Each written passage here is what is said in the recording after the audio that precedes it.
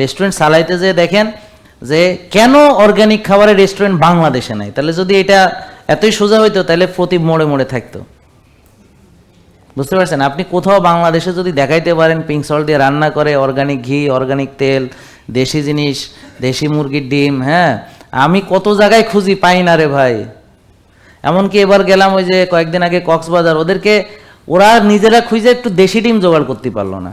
অনেক চেষ্টা করছে, বলবো না করে নাই, কারণ অন্যান্য সব দেশি মুরগি জোগাড় করছে, যা যা বলছি সব জোগাড় করছে, কিন্তু দেশি ডিম জোগাড় করতে পারেনি।